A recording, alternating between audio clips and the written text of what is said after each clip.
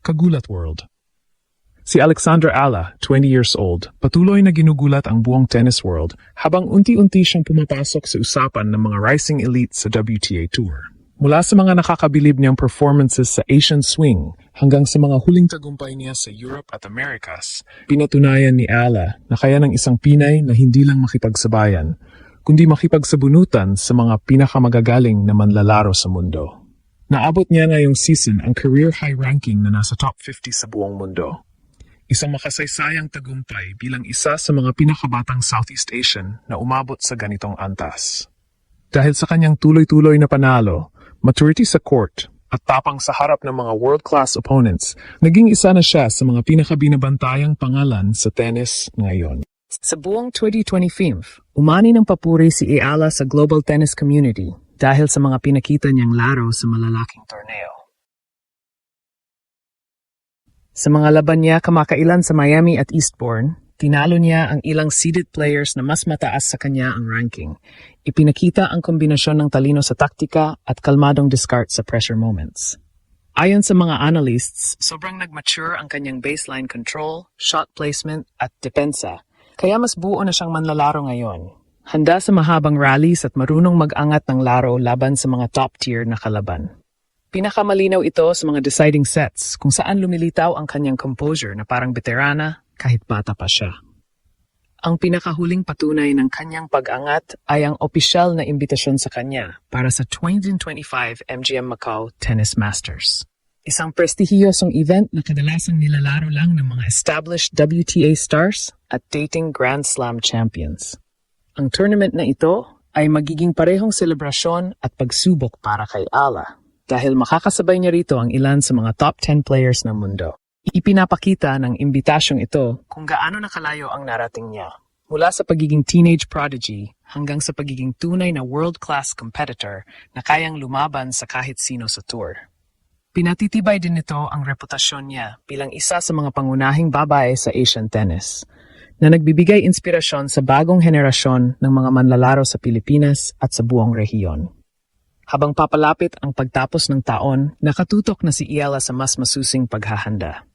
Ang training block niya ay nakafocus sa pagpapabuti ng consistency sa serve, pagtakbo at coverage sa court at kakayahang kontrolin ang tempo ng laro sa mga high-pressure na sitwasyon. Naniniwala ang mga coach niya na kung mapapanatili niya ang ganitong antas, maari siyang makapasok sa top 30, isang ranggo na bihirang marating ng mga atleta mula sa Southeast Asia. Para sa Pilipinas, malaki ang simbolikong bigat ng kanyang pag-angat. Patunay na posible ang tagumpay sa mundo kung may disiplina, talento at pagmamahal sa bayan. Si Kay Soto man ang mukha ng Filipino basketball, si Alexandra Ala naman ngayon ang pinakamatayog na pag-asa ng bansa sa international tennis. Isang pangalan na ginugulat at hinahangaan ng buong mundo. Nakagugulat ang bilis ng pag-angat ni Alexandra Ala sa mundo ng tennis. Sa edad na 20, hindi na siya basta rising star. Isa na siyang patunay na ang Pinay ay kayang makipagsabayan sa mga pinakamalakas sa planeta. Ang dating batang nag-iensayo sa Rafa Nadal Academy sa Spain ay ngayon isa ng kinikilalang pangalan sa women's tennis circuit. Sa loob lamang ng isang season, umabot siya sa career high ranking na nasa top 50 ng WTA at yun ay bunga ng sipag, dedikasyon at matinding paniniwala sa sariling kakayahan. Marami ang nagsabing imposible, pero sa bawat tournament, pinapatunayan ni Alex na kaya niyang basagin ang mga limitasyon na matagal ng nakasanayan ng mga Asian players sa tennis world. Ang 2025 ay naging taon ng matinding transformation para kay Ala. Sa Asian Swing pa lang, ipinakita na niya ang kanyang bagong anyo bilang mas matatag, mas matalinong manlalaro. Sa mga laban sa Tokyo at Shenzhen, halos wala siyang inuurungan. Ipinakita ang tibay ng loob at composure na bihira sa kanyang edad. Hindi lang siya basta umaasa sa talent, may disiplina sa bawat galaw, may intensyon sa bawat palo. Ang mga analysts ng WTA ay napansin ng malaking improvement sa kanyang footwork at shot selection. Dalawang aspeto na dati niyang kahinaan, pero ngayon ay sandata na sa mga matitinding rally. Sa bawat set, makikita ang maturity ni Alex, kalmado sa pressure, matalino sa taktika, at marunong bumawi kapag natatalo ng momentum. Pagkatapos ng Asian leg, nagpatuloy ang kanyang pag-angat sa Europe, kung saan lumaban siya sa mga torneo tulad ng Eastbourne at Madrid. Sa Eastbourne, tinalo niya ang ilang seeded players na mas mataas sa kanya sa ranking. Isang indikasyon na hindi na siya underdog, kundi content. Ang panalo niyang iyon ay sinundan ng matitinding laban sa Miami, kung saan ipinakita niya ang versatility ng kanyang laro sa hard court. Ang kanyang kombinasyon ng baseline control, matatag na depensa, at agresibong forehand ay nagdala sa kanya ng respeto mula sa mga top coaches at dating pros. She plays like a veteran. Sabi ng isang European commentator, matapos ang isa sa kanyang laban, she reads the game with patience and her footwork is world-class. Ngayon, habang papalapit ang pagtatapos ng taon, si Ala ay isa na sa mga inaabangan sa paparating na 2025 MGM Macau Tennis Masters, isang invitational event na dinadaluhan lang ng mga top WTA players at Grand Slam champions. Para sa isang Pinay, malaking karangalan ito. Ngunit higit pa sa prestige, simbolo ito ng kanyang patuloy na pag-angat at pagkilala bilang isa sa mga pinakamahalagang bagong mukha sa women's tennis.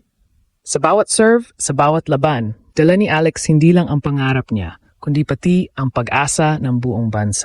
Sa kabila ng pressure at mga pagsubok, nananatili siyang matatag, isang batang Pilipinang ginugulat at ginagalang ng buong mundo.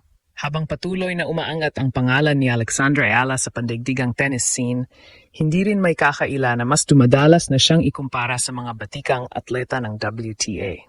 Sa bawat laban, kitang-kita kung paano siya nag-evolve bilang isang player, mula sa pagiging aggressive baseliner patungo sa pagiging all-court strategist. Ibig sabihin, hindi na lang siya basta umaasa sa lakas at bilis. Marunong na rin siyang mag-adjust batay sa laro ng kalaban. Sa laban niya sa Miami Open, halimbawa, ginulat niya ang marami ng talunin niya ang isang top 20 player sa pamamagitan ng matalinong ball placement at consistent depth ng kanyang mga ground stroke. Ayon sa ilang eksperto, ang ganitong maturity ay bihirang makita sa mga manlalaro na kasing bata ni Ala at ito ang dahilan kung bakit mabilis siyang umaangat sa ranggo. Ngunit hindi naging madali ang lahat. Sa likod ng bawat panalo ay mga taon ng sakripisyo, training sa ibang bansa, at pagkakalayo sa pamilya. Sa Spain, kung saan siya nag-aral at nag-ensayo, madalas niyang banggitin sa mga panayam ng homesickness at pressure ang pinakamalaking kalaban niya. Ngunit imbes na sumuko, ginawa niyang motibasyon ito. Ang bawat paghirap, bawat pagkatalo ay naging bahagi ng proseso na nagpanday sa kanya bilang isang tunay na champion. Ang pagkakaroon niya ng tamang mindset na bawat talo ay aral at bawat aral ay hakbang papunta sa tagumpay, ang naging sikreto kung bakit patuloy siyang umaangat. Kaya naman nang kumpirmahin na isa siya sa mga imbitado sa 2025 MGM Macau Tennis Masters, hindi ito dumating bilang sorpresa, kundi bilang patunay.